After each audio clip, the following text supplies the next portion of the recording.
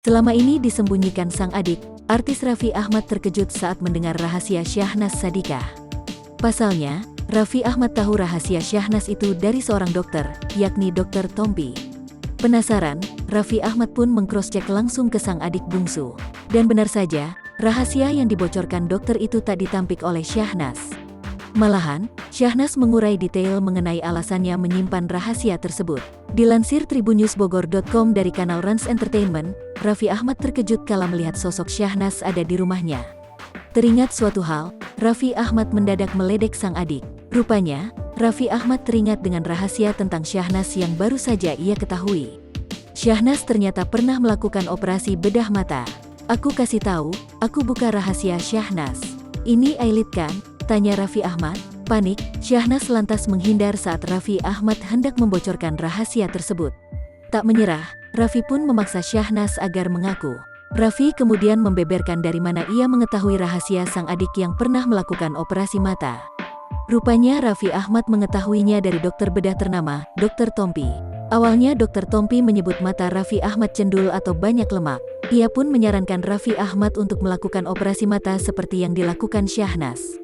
Dari penuturan Dr. Tompi inilah awal mula Raffi Ahmad mengetahui rahasia sang adik. Tak berkutik, Syahnaz akhirnya mengurai pengakuan. Diakui Syahnaz, ia dulu sengaja melakukan operasi bedah mata lantaran bentuk matanya yang tidak sama. Alhasil, Syahnaz pun melakukan operasi mata untuk membenahi dua matanya agar sinkron.